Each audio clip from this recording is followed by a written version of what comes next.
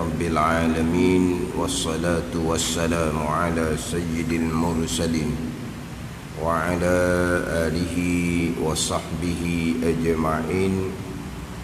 رب اشرح لي صدري ويسر لي أمري واحلل عقدة من لساني يفقه قولي. سبحانك لا علم لنا إلا ما علمتنا إنك أنت العليم الحكيم. ولا حول ولا قوة إلا بالله العلي العظيم.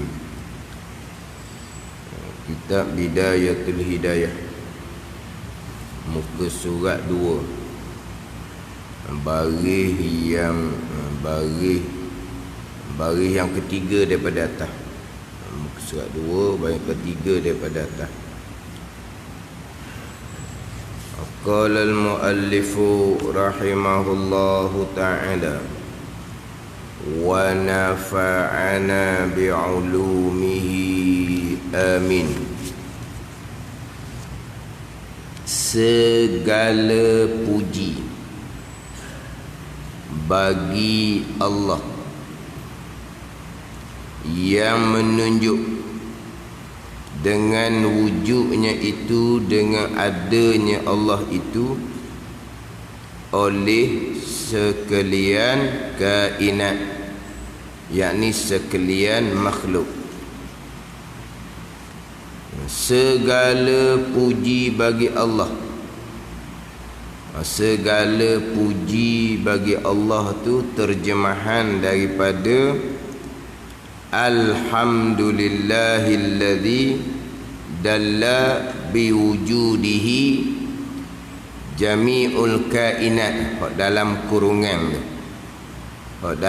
kurungan tu dimulai dengan Bismillahirrahmanirrahim, kemudian wabihi nasta'in, kemudian Alhamdulillahilladzi dalla biwujudihi jami'ul kainat.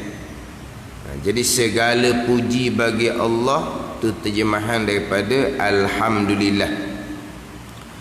Segala puji bagi Allah yang menunjukkan dengan wujudnya, wujud Allah Subhanahu wa ta'ala menunjuk oleh sekalian kainat, sekalian makhluk.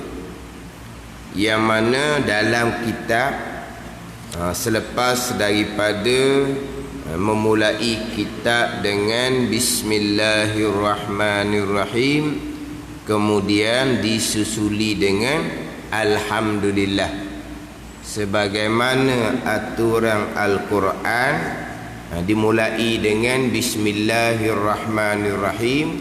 Ayat yang keduanya Alhamdulillahi Rabbil Alamin, suratul Fatihah kita tu kan. Dalam Al-Quran, surah yang pertama dalam Al-Qurannya suratul Fatihah. Ayat yang pertama Bismillahirrahmanirrahim, disusuli dengan ayat yang kedua Alhamdulillahi Rabbil Alamin. Jadi kita pun ambil peseng Al-Quran jugalah. Selepas daripada memulai dengan Bismillahirrahmanirrahim, disusuli dengan Alhamdulillah.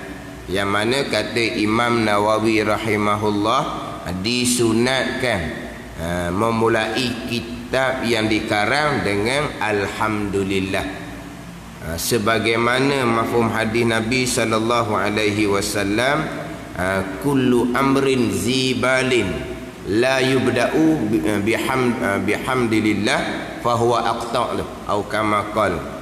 Perbuatan yang penting pada syarak, perbuatan yang menilai pada syarak yang tidak dimulai dengan Alhamdulillah, perbuatan tu kurang keberkatan dia. Hak hadis bab bismillah pula, Nabi bersabda kullu amrin zibalin la yubda'u bi bismillahirrahmanirrahim fa huwa aqta'. Tiap-tiap perbuatan yang bernilai pada syarak, yang penting pada syarak, yang tidak haram dan tidak makruh, yang tidak dimulai dengan bismillahirrahmanirrahim, maka perbuatan tu terpotong, yakni kurang keberkatan. Jadi perbuatan yang baik ni kena mula dengan mafhum hadis itulah. Nabi tak suruh memulai perbuatan yang baik dengan bismillah. Nabi tak suruh perbuatan yang baik dimulai dengan alhamdulillah. Hak mantuk hadisnya, hak lapar hadis, Nabi kata perbuatan tu bernilai pada syarak. Tak mula dengan bismillah, tak mula dengan alhamdulillah, terpotong perbuatan tu, kurang keberkatan. Tapi hadis tu tidaklah kata mulailah kamu dengan bismillah, mulailah kamu dengan alhamdulillah. Nabi tak kata. Nabi hanya kata perbuatan yang baik yang menilai pada syarak, yang tidak dimulai dengan bismillah, begitu juga tidak dimulai dengan alhamdulillah, perbuatan tu terpotong, yakni kurang keberkatan. Tu hak maktub hadis, hak lafaz hadis. Tapi mafhum hadis, mafhumnya Nabi suruh mula dengan bismillah lah.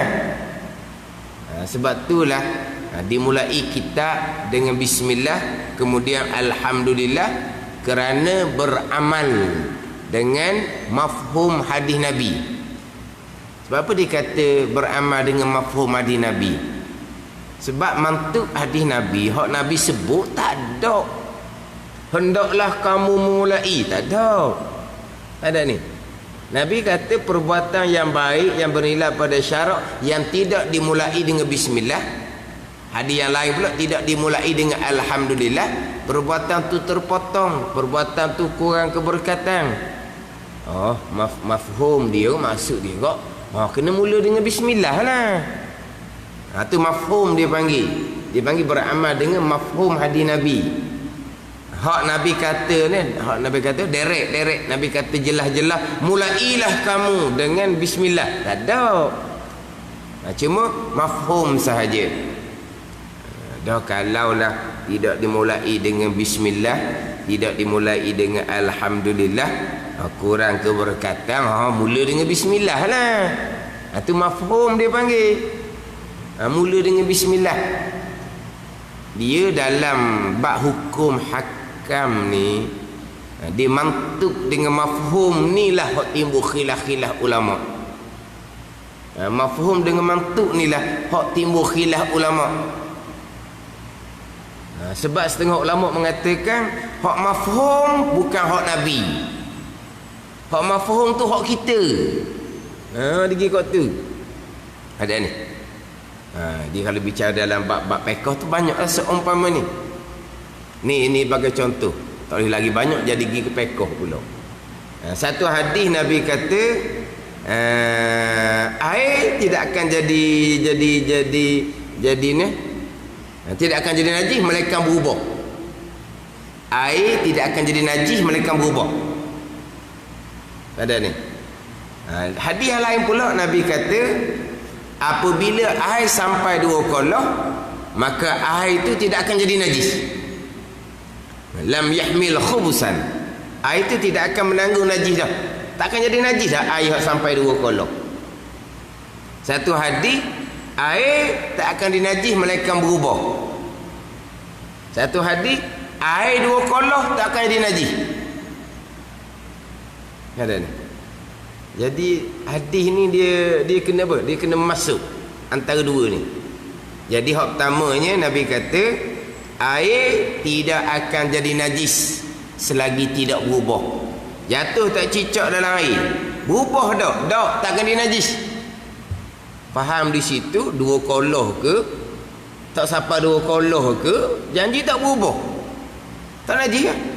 Tapi hadis satu lagi air 2 kolah tidak akan jadi najis, melainkan air 2 kolah tak akan jadi najis. Air 2 kolah tak akan jadi najis. Tapi kalau berubah macam mana pula? Dia jadi banyak sini ni. Dia nak masuk dua ni. Cuma dalam mazhab Syafi'i kitanya dia ambil mafhum. Hak maktub hadis air 2 kolah tak akan dinajis. Jatuh tak cicak dalam air 2 kolah tak akan dinajis. Mafhumnya Kalau air tak sampai 2 kolah, jatuh tak cicak, air satu beldi, najis Itu mafhum. Mazhab Maliki tak pakai tu. Imam Nawawi tak pakai tu. Anda ni. Sebab apa? Sebab satu hadis lain ni, air tak akan jadi najis melainkan berubah. Walaupun air tu sedikit, jatuh tak cicak, tak berubah tak najis. Hadis tu, hadis tak sebut tak sampai 2 kolah. Hadis hanya sebut air 2 kolah maka tak akan jadi najis. Kalau tak sampai 2 kolah, kalau tu mafhum. Bukan Nabi sebut. Itu akal tu. Sekarang Nabi kata al-ma'u iza balakullatain lam yahmil khubusan. Air sampai 2 kolah takkan dia najis. Kalau dah apa 2 kolah, tak boleh Siapa kata? Tu mafhum kita. Tapi mafhum pun ambil daripada mafhum hadis. Dan Nabi kata 2 kolah takkan dia najis. Maksudnya kalau tak apa 2 kolah punah lah airnya. Jadi walaupun mafhum tu maksud tu bukan Nabi kata, tapi ambil daripada hadis. Pandangan Imam Maliki, pandangan Imam Nawawi, dah tak boleh pakai kita. Berarti setakat Nabi kata air yang sampai 2 kolah takkan dia najis. Hak kurang 2 kolah Nabi dah sebut. Sudah, tak usah bicara tu. Tak tahu ambil mana? Ambil hadis tadi. Air tidak akan menjadi najis melainkan berubah. Bau, warna ataupun rasa. Ambil itu je. Walaupun air tak sampai 2 kolah sekalipun, jatuh tak cicak, air tak berubah, buang tak cicak, air boleh pakai. Itu pandangan mazhab Maliki, pandangan Imam Nawawi, pandangan muktamad dalam mazhab Syafi'i. Kalau air itu 2 kolah, barulah bicara berubah ke tak berubah. Kalau air itu tak sampai 2 kolah, jatuh najis mata-mata walaupun tak berubah. Tapi kenapa timbul gitu tu? Timbul kerana mafhum tu lah. Nak ambil ke dah? Hak mantuk, hak Nabi sebut air boleh sampai 2 kolah tak najis. Kalau berubah najis sebab ambil hadis lagi. Air selaut sekalipun, kalau berubah najis sebab ambil hadis lagi. Air tidak akan dinajis melainkan berubah. Mana walaupun 2 kolah, kalau berubah najis. Pandai ni. Timbul situ hak mafhum ni. Hak Nabi mantuk, hak Nabi sebut. Tapi mafhumnya macam mana? Dia panggil mafhum mukhalafah dia. Air 2 kolah tak akan dinajis. Mafhum mukhalafah sebaliknya, kalau tidak sampai 2 kolah najis. Tapi kalau tak sampai 2 kolah jadi najis, ada ke Nabi kata? Nabi tak kata. Itu hanya mafhum mukhalafah saja. Jadi hak mantuk mafhum ni. Tu hak pekoh jadi banyak khilaf tu. Pekoh jadi banyak khilaf. Kita kadang-kadang ulama berbeza pandangan ni kita pelik. Nabi seorang, hadis Nabi je apa jadi tak boleh sama. Dia punca di situlah.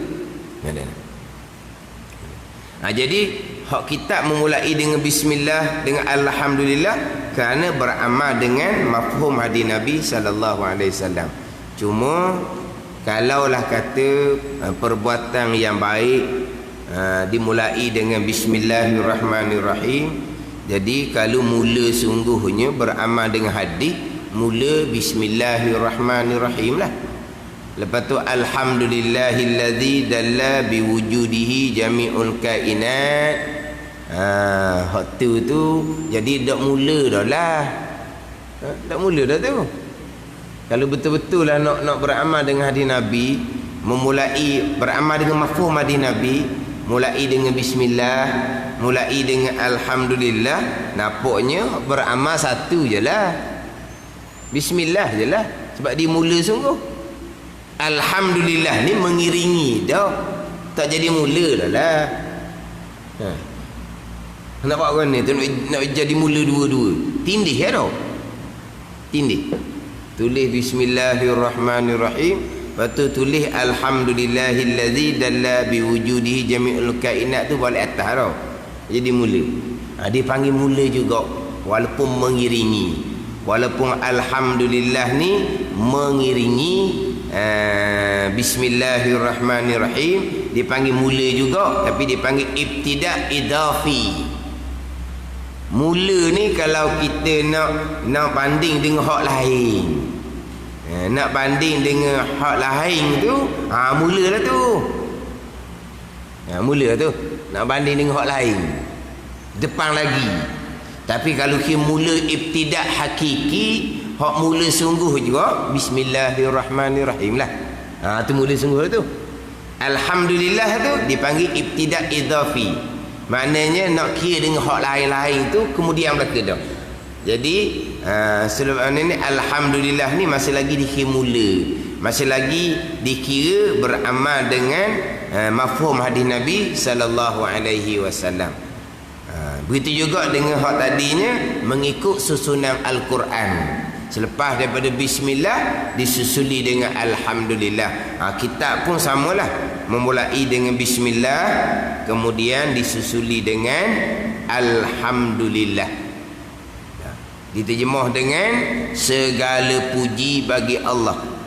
Segala puji bagi Allah. Alhamdu mubtada. Lillah tu khabar. Segala puji lillah, mustahaqqun lillah, mukhtassun lillah, ataupun kita takdirkan dengan milkun lillah. Nak takdirkan khabar dia tu. Alhamdulillah mubtada, alhamdu mubtada, lillah khabar. Lillah ay mustahaqqun lillah, mukhtassun lillah, milkun lillah. Mustahaqqun lillah ni patut dia bagi Allah subhanahu wa ta'ala. Kalau kata mukhtassun lillah, tertentu bagi Allah. Sekalian pujian tertentu bagi Allah. Milkun lillah, milik Allah subhanahu wa ta'ala. Sekalian pujian mustahaqqun lillah, mustahak bagi Allah, patut bagi Allah subhanahu wa ta'ala. Mukhtassun lillah, tertentu bagi Allah subhanahu wa ta'ala, tidak bagi yang lain. Milkun lillah, milik bagi Allah subhanahu wa ta'ala. Sekalian pujian, segala pujian, kesemua pujian. Tapi kalaulah tengok kepada alhamdu tu, itu lafaz mufrad. Dia ada mufrad, dia ada tasniyah, dia ada jamak. Mufrad ni satu, tasniyah ni dua, jamak ni tiga kata. Orang putih orang apa? Singular apa? Itulah, tapi orang putih dua je tau. Singular dengan plural dua je. Kan ada tiga kau. Satu lain, dua lain, tiga kata lain. Tiga. Dua je tau. Singular dengan plural. Tak. Hak Arab ni ada tiga. Mufrad satu, tasniyah dua, jamak tiga ke atas. Tu jamak. Jadi sekarang ni alhamdu tu itu lafaz mufrad. Satu je lah. Satu je. Tetapi kenapa terjemah dengan segala puji? Terjemah dengan segala puji. Maka ulama pun bahas berkaitan dengan alhamdu. Alif lam tu, alif lamnya apa? Alif lam setengah ulama mengatakan al-istighraq. Mana apa? Meratai kesemuanya. Ada mengatakan alif lam tu alif lam lil jinsi. Jenis-jenis pujian. Dia walaupun lafaz tu lafaz mufrad, tetapi apabila masuk alif lam lil jinsi, dia membatalkan makna mufrad tu. Dia membatalkan makna mufrad. Dia jadi jenis-jenis ni banyak. Jadi banyaklah, bukan hanya satu pujian.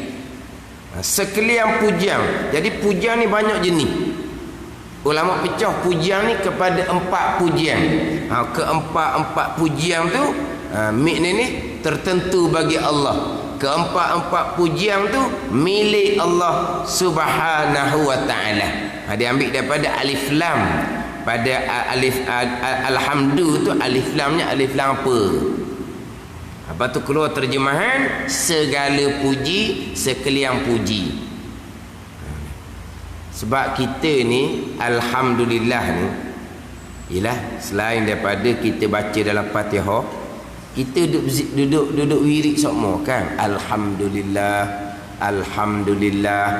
Biar faham jugalah. Sebab alhamdulillah ni besar ni, sehingga kan setengah ulama meletakkan alhamdulillah ni paling afdal, lebih afdal daripada la ilaha illallah lagi.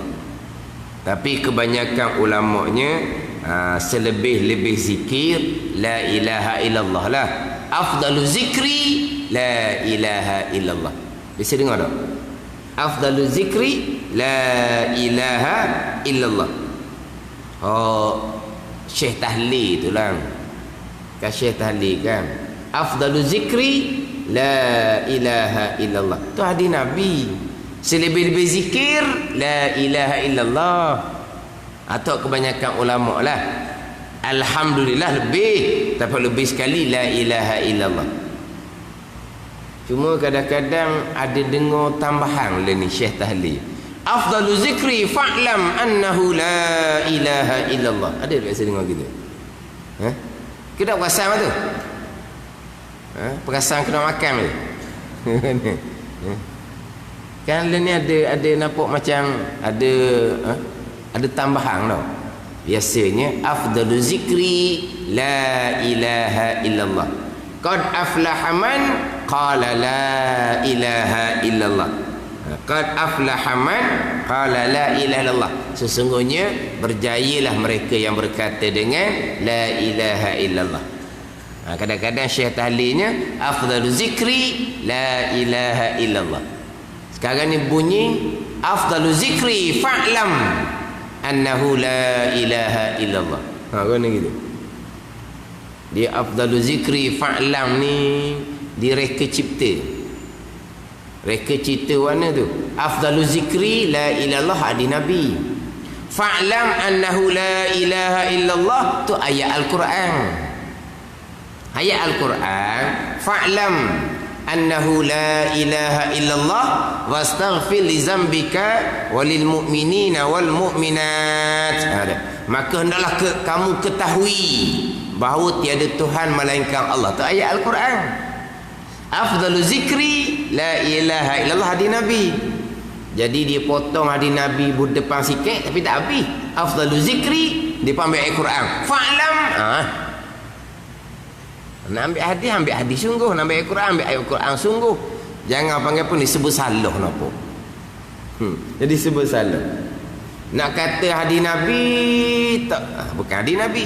Nak kata ayat Quran tak ada afdalu zikri. Ayat Quran ada fa'lam annahu la ilaha illallah. Tak ayat Quran. Ni nak kata ayat Quran lain bunyi. Afdalu zikri fa'lam annahu la ilaha illallah. Jadi hadis Nabi pun tidak, ayat Quran pun tidak. Lepas tu dia atau panggil reka cipta. Tak payah reka cipta lah. Ambil hadis, afdalu zikri la ilaha illallah. Selebih-lebih zikir adalah la ilaha illallah. Tu kalimatut tauhid tu, la ilaha illallah. Atau paling lebih sekali, miftahul jannati la ilaha illallah. Anak kunci syurga la ilaha illallah. Bukan hanya zikir la ilaha illallah, miftahul jannah, anak kunci syurga, tapi akidah kita tu la ilaha illallah, itu anak kunci syurga. Kalau mulut tu la ilaha illallah, beratus beribu sehari-hari, tapi akidahnya tidak mentauhidkan Allah, tak ada bahagian syurga. Tak ada ni.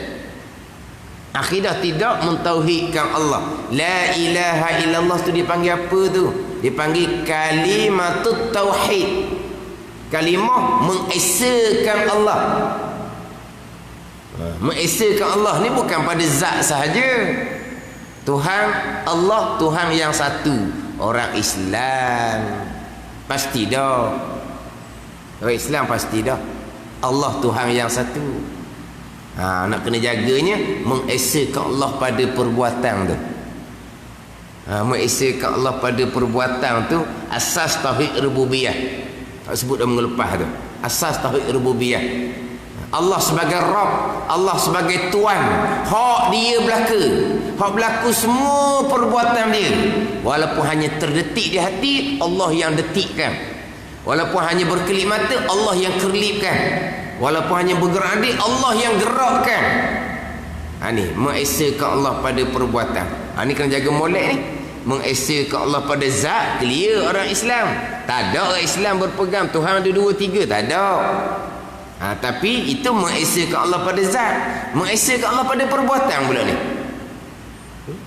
Terdetik di hati pun Allah buat. Sama telah ikhtiar pilih hati Allah buat. Berkelip mata Allah buat. Usaha kita pun Allah buat. Diri gerak-geri waktu tu Allah buat. Bukan hanya ikhtiar usaha tak boleh bekah. Berhasil kerja kita Allah buat. Bukan berhasil kerja kita je Allah buat. Kerja kita tu pun Allah yang buat. Gerak-geri bukan gerak-geri kita Allah buat. Bahkan berkelip mata pun Allah buat. Bergerak nadi pun Allah buat. Walaupun kita ahli sunnah wajib berpegang ada ikhtiar, wajib berpegang ada usaha, tidak berpegang ada ikhtiar usaha tu jabariyah, sesat. Kita ni biasa ngaji sifat 20 dah. Jabariyah, Qadariyah tu nama glamour tu. Ada satu tempat saya pergi tu ceritalah Jabariyah, Qadariyah, Jabariyah, Qadariyah. Dak hurahlah. Pengung ni. Tak je dengar pun perkataan Jabariyah. Tak je dengar pun perkataan Qadariyah. Berat situ. Kita bukan mustahak nama tu. Nama Jabariyah, nama Qadariyah.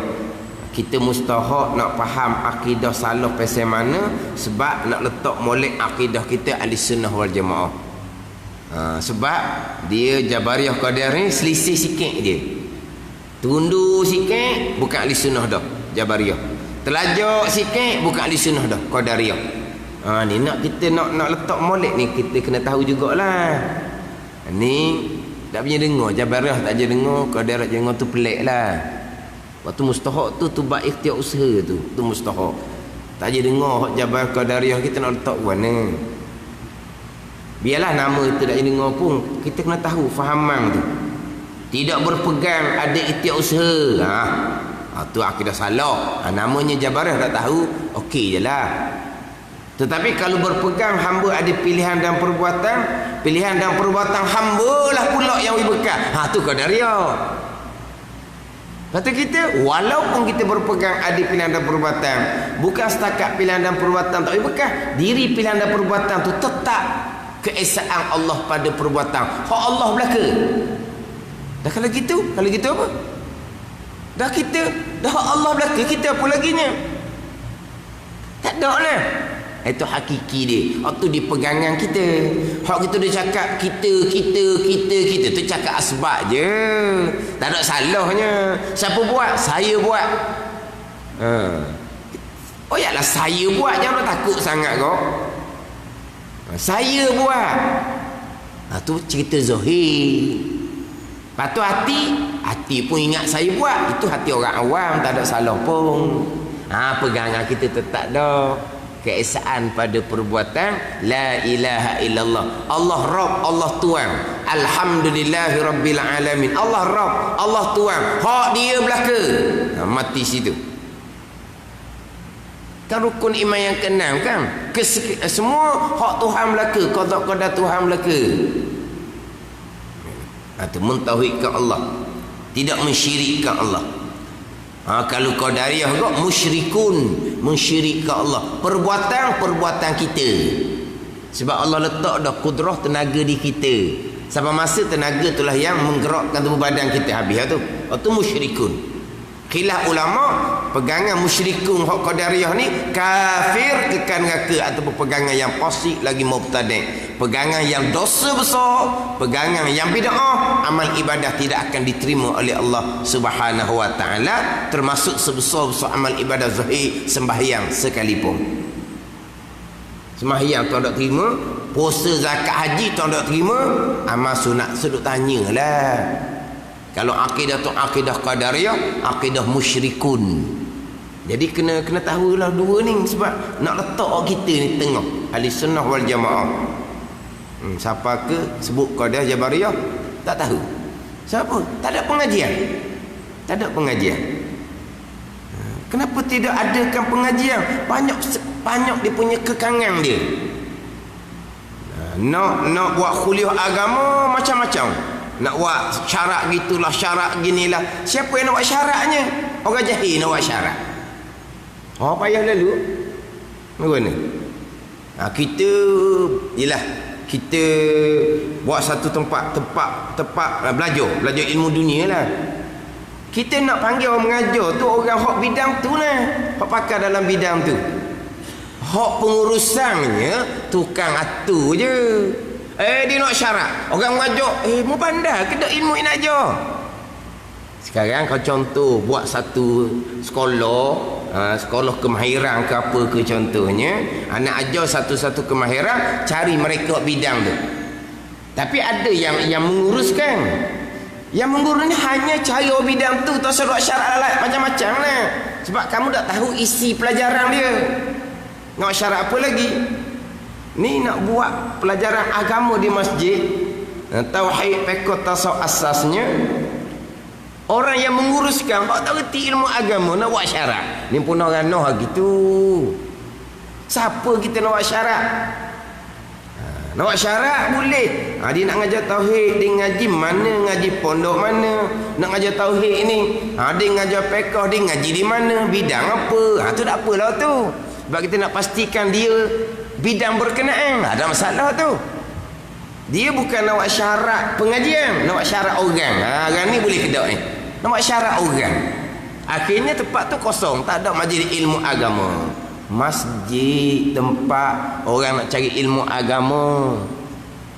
Maknanya hak masyarakat mari masjid, dan orang-orang lain kita boleh hajak mari masjid nak belajar ilmu agama, tertutup. Akhirnya bukan orang kampung, orang ahli masjid pun akidah pun jahil tuki. Lepas tu semayang rajin, berjemaah rajin, tapi kalau akidah jahil tuki nak letak mana? Ni punah ni. Ada ni. Apa tak pernah dengar pun Jabariyah Qadariyah. Dah nak letak mana akidah kita ahli sunnah wal jemaah. Kita mengisahkan Allah pada perbuatan, tapi tetap wajib berpegang hamba ada pilihan dan perbuatan. Walaupun pada hakikinya memang pilihan dan perbuatannya memang tidak ada, kesemuanya keesaan Allah pada perbuatan. La ilaha illallah, kalimatut tauhid. Nabi kata afdalu ma qultu ana wan nabiyyuna min qabli la ilaha illallah. Nabi kata selebih-lebih barang yang aku kata, Nabi kata, dan selebih-lebih barang yang nabi-nabi sebelum aku kata, la ilaha illallah. Ada ni Nabi kata selebih-lebih barang yang aku kata, Nabi sendiri, dan selebih-lebih barang yang nabi-nabi dahulu kata, la ilaha illallah. Tapi ada ulama meletakkan alhamdulillah lebih daripada la ilaha illallah. Betul? La ilaha illallah kalimatut tauhid, betul. Tapi alhamdulillah bukan kalimatut tauhid. Alhamdulillah, segala puji tertentu bagi Allah. Segala puji milik Allah. Kenapa? Kerana hak dia belaka. Bukan ada tauhid situ.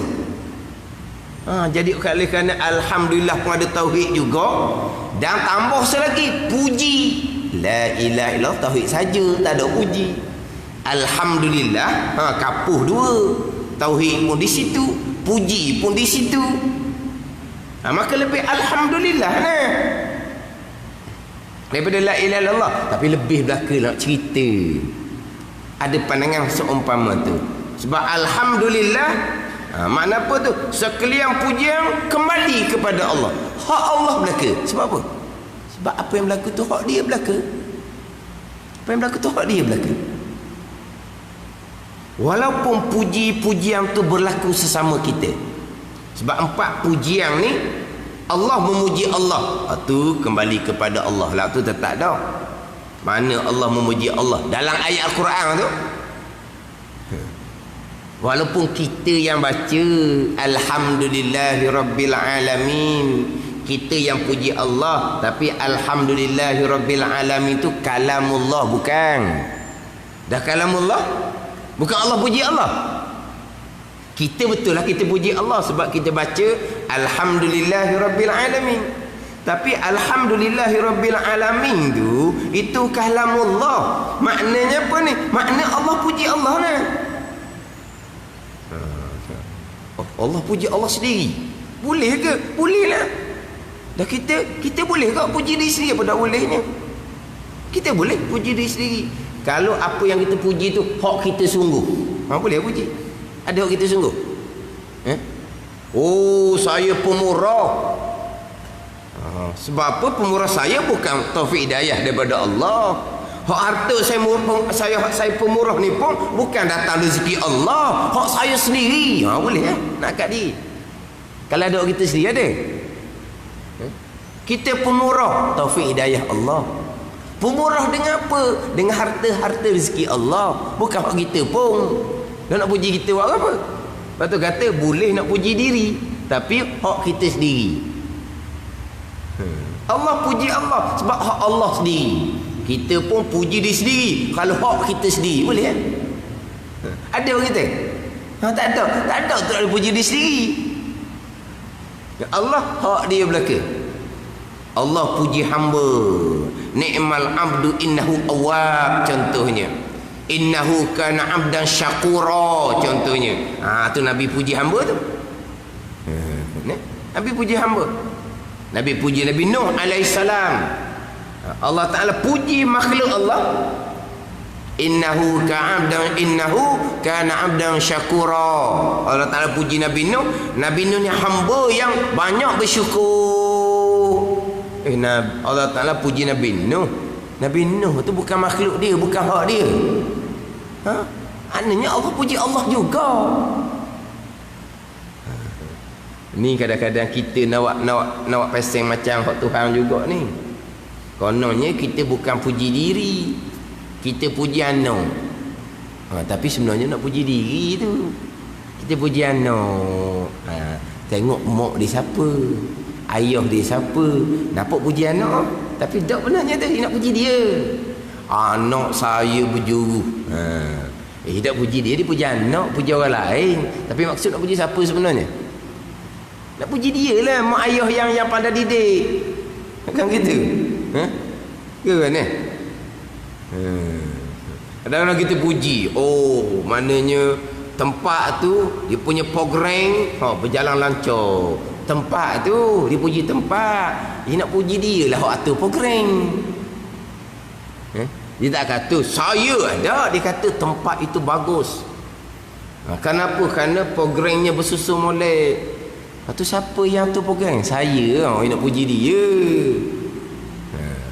Jadi Allah puji hamba-hamba Allah. Para anbiya ni Allah puji Allah. Sebab hak dia belaka.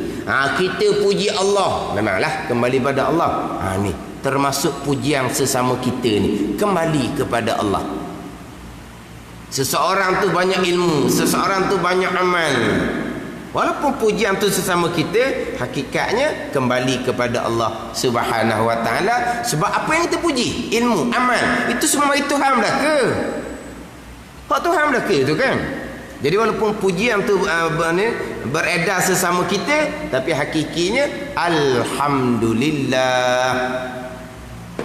Alhamdulillah itu hakiki dia. Kembali kepada Allah. Cuma kita nak memuji sesama kita ni kena halus sangat-sangat.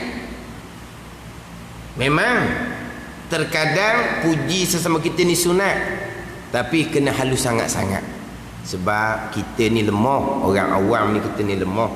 Tanpa pujian pun kita nak pelihara hati daripada wujud takabur pun kena mujahadah dah.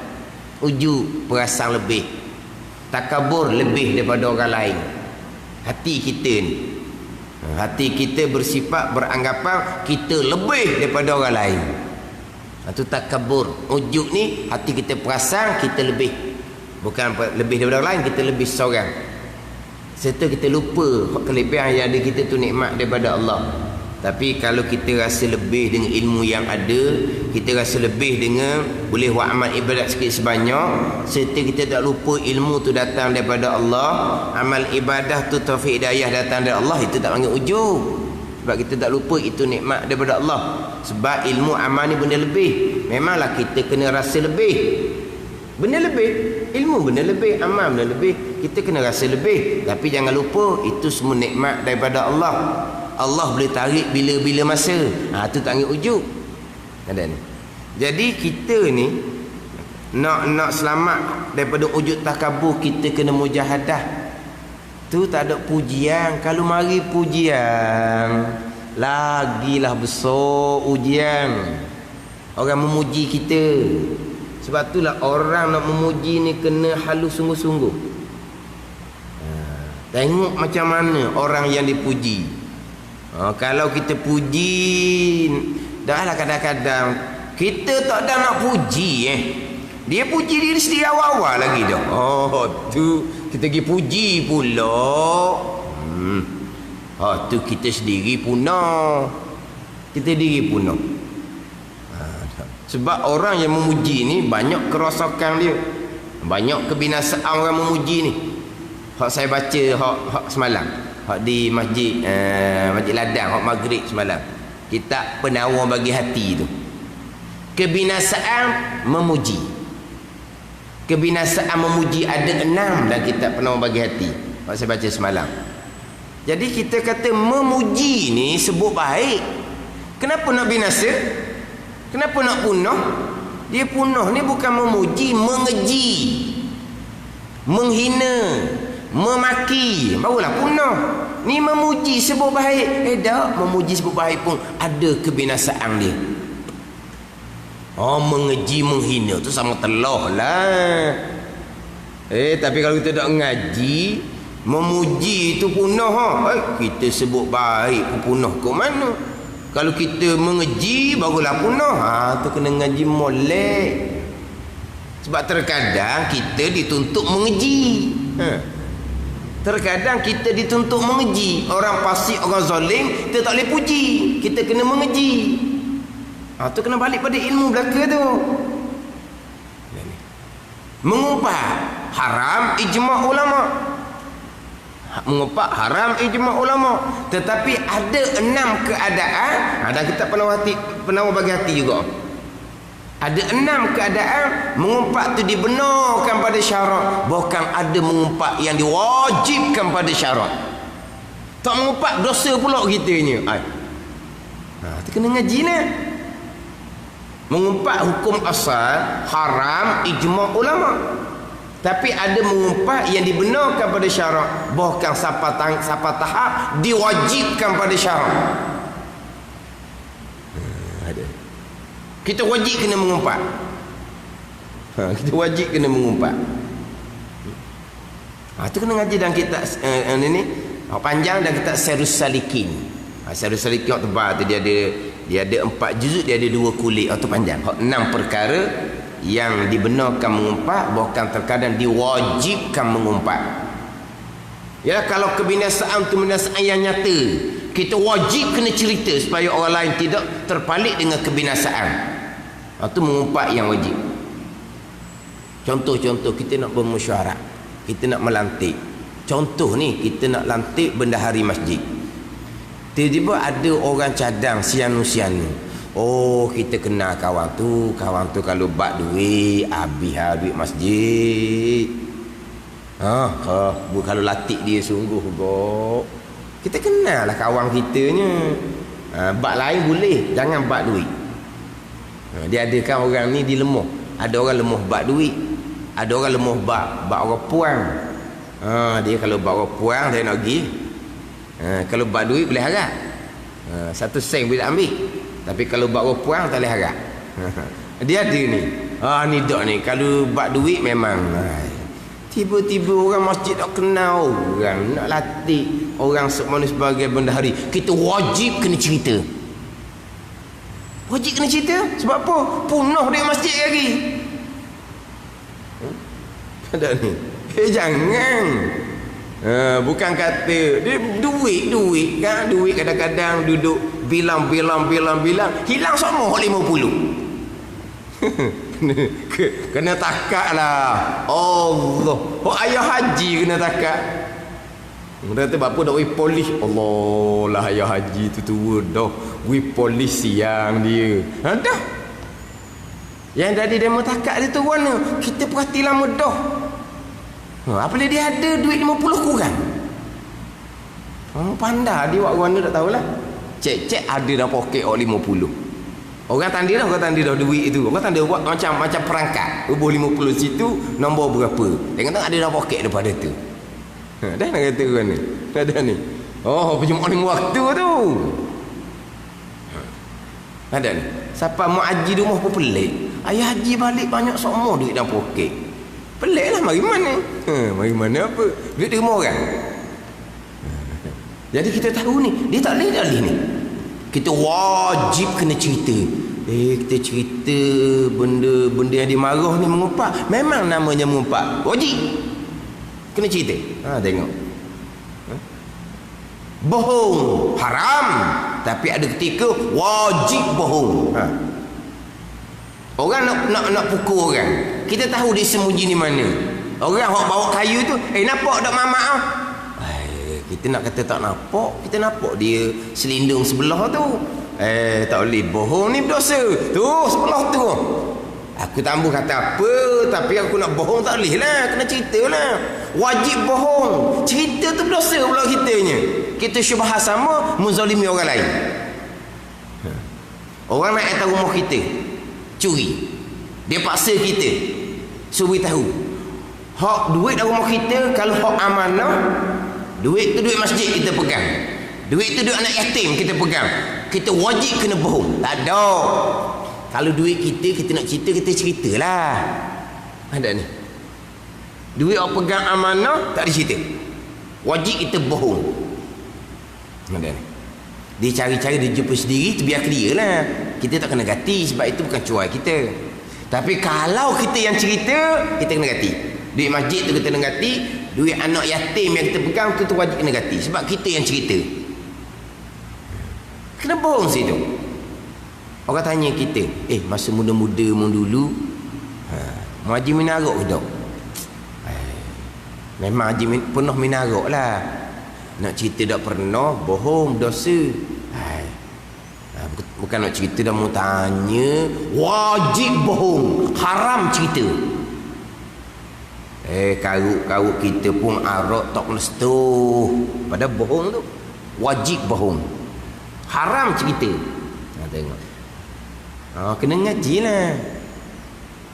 Kalau pakai ikut kita gak, sebut kata ngupak haram belaka, sebut kata bohong haram belaka, dah ada wajib. Sama juga dengan mengaji, ada yang dibenarkan pada syarak. Memuji tak boleh pula dah. Memang ada memuji yang tak boleh. 6 kebinasaan benar dalam kitab pernah berhati ya? Kita memuji berlebih-lebihan, bohong kitanya. Dok kita puji ya.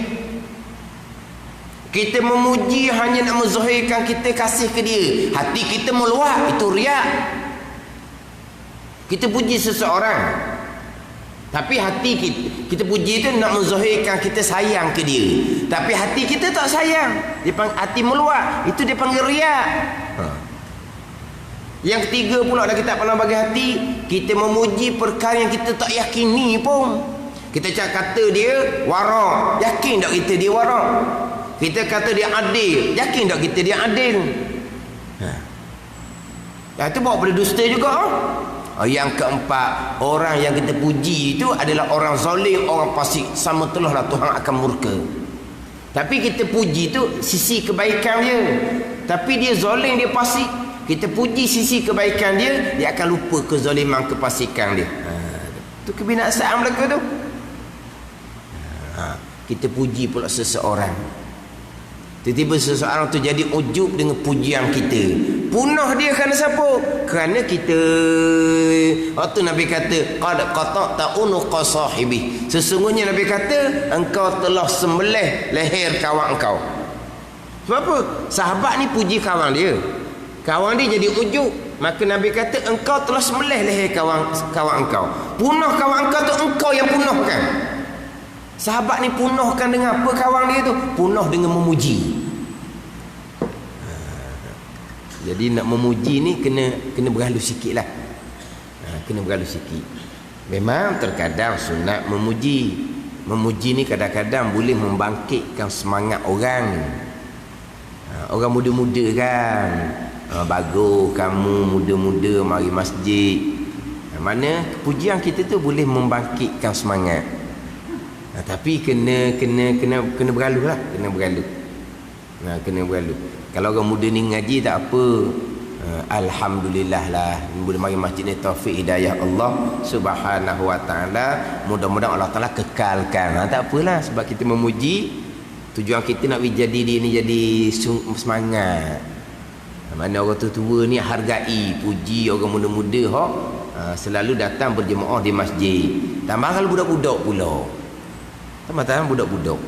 Memanglah dia kena memuji budak-budak ni. Tapi kena jagalah. Jangan berlebih-lebihan, dah kena pastikan yang kita puji tu tak jadi rosak, tak jadi punah dia. Ada ni. Tapi apa yang kita puji sesama kita ni, hakikatnya alhamdulillah. Sekian pujian tertentu bagi Allah. Sekian pujian milik Allah. Kita puji sesama kita pun kembali kepada Allah Subhanahu wa taala. Orang yang memuji kena ikhlas, tidak ada tujuan yang terselindung. Yang dipuji pun kembalikan pujian kepada Allah Subhanahu wa taala.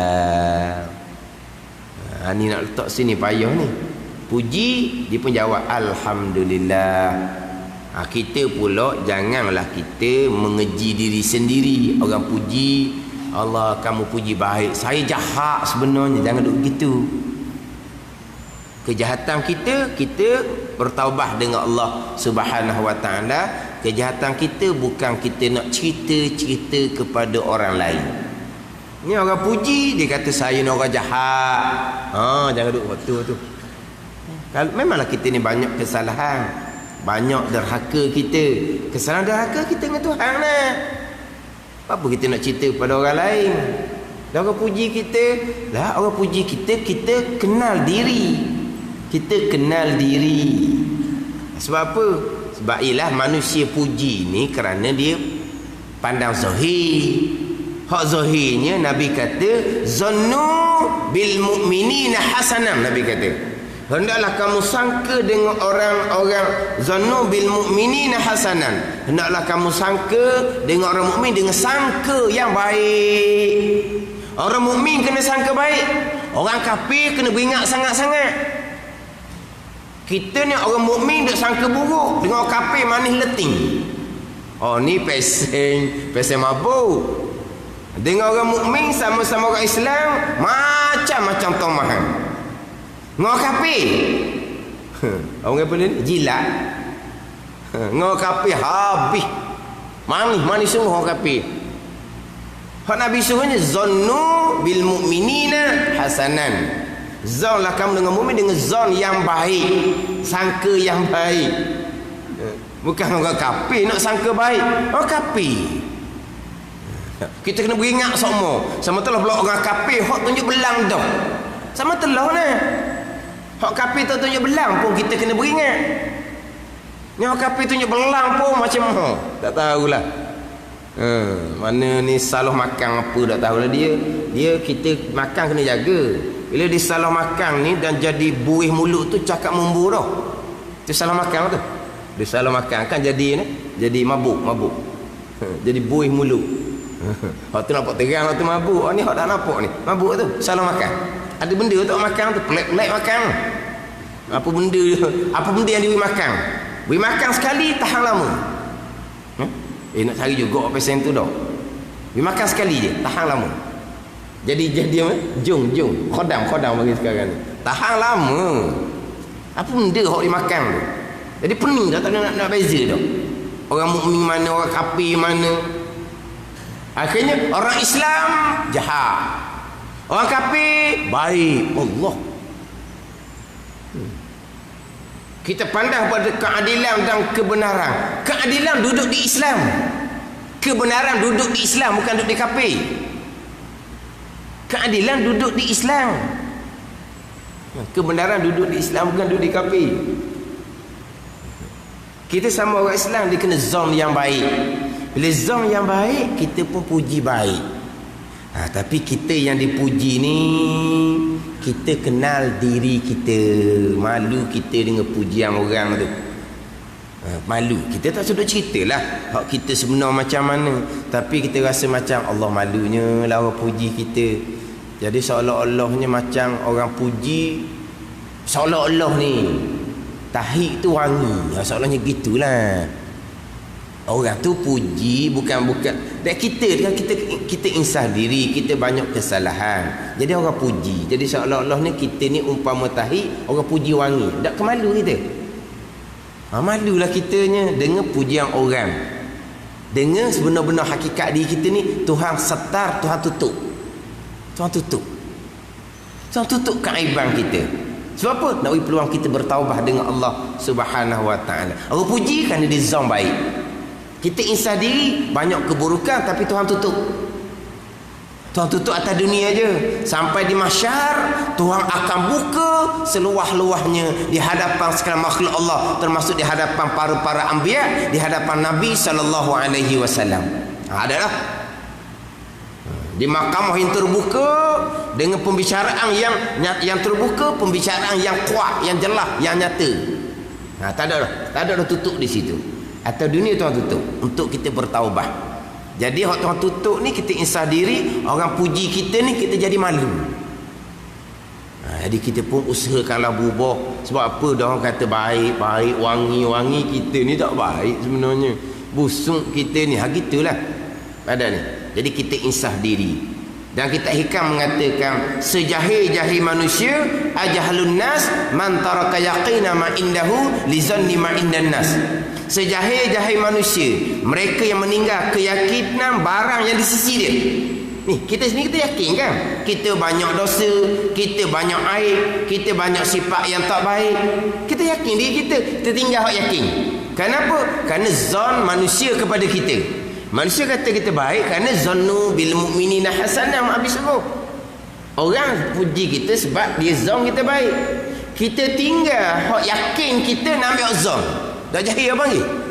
Kita yakin tak kita ni banyak dosa? Yakin. Banyak aib? Yakin. Orang puji tu zon. Pada ni. Zon jangkaan dia je. Tapi kita yakin diri kita. Tiba-tiba hak yakin kita tutup. Kita ambil hak zon orang. Itulah sejahil-jahil manusia. Kalau kita duduk tangga tu sungguh, orang puji tak ada apa-apa. Kita insaf diri. Dengan pujian orang tu membangkitkan semangat kita nak jadi macam orang hak puji tu sungguh. Dia kata kita baik, kita ni baik sungguh. Tapi bukan kerana orang puji, kerana Allah. Tapi daripada pujian tu membangkitkan semangat kita nak jadi berubah. Kerana pujian tu kita jadi malu dengan Allah Subhanahu wa taala. Malulah kerana Allah tutup keaiban kita, orang puji, tapi Allah mengetahui kita ni banyak keaiban. Allah Ta'ala akan buka di pada mahsyar jikalau kita tidak bertaubat dengan Allah Subhanahu wa taala. Jadi pujian sesama kita pun kembali kepada Allah Subhanahu wa taala. Sekalian pujian milik Allah Subhanahu wa taala, sekalian pujian tertentu bagi Allah Subhanahu wa taala. Allah mana ni yang menunjukkan dengan wujudnya wujud Allah itu oleh sekalian kainat, sekalian makhluk. Dalil tandaan Allah Ta'ala ada, Allah Ta'ala adalah oleh sekalian kainat, sekalian makhluk Allah Subhanahu wa ta'ala. Wassalatu wassalamu ala sayyidina Muhammadin al-mursali bil ayatil wadihati Sayyidina Muhammadin al-mursali. Faham tak nak baca warna tu? Muhammadin al-mursali ala Sayyidina Muhammadin al-mursali. Muhammadanil mursali. Ada nukcik tu lah. Tahu tak? Yang kita dok baca doa ni doa azan tu kan. Muhammadanil wasilata maqaman mahmudanil ladzi wa'ata. Ada nun kecil dia. Ni Muhammadin al-mursali. Ada nun kecil bawah tu lah. Pada ni Muhammadin ko tanweng Tanwin ni nun mati pada ni. Jadi al-mursali, mati jumpa dengan bagi mati tak boleh baca. Nun hak mati tu kena tulis lah, kena bagi bawah lah. Tapi nun tu tak ada di tulisan, tapi di bacaan ada. Ni dia Muhammadin patut al-mursali bil ayatil wadihati. Wallahu a'lam. Bismillahirrahmanirrahim. Alhamdulillahirabbil alamin. Wassalatu wassalamu ala sayyidil mursalin wa ala alihi wa sahbihi ajma'in. Allahumma iftah alaina futuhal arifin. Allahumma allimna ilma aqdamin wa fahimna famas sabiqin warzuqna riqat talibin. Allahumma zidna ilma wa alhiqna bis salihin. Wa sallallahu ala sayyidina Muhammadin wa ala alihi wa sahbihi wa sallam. Walhamdulillahi rabbil alamin.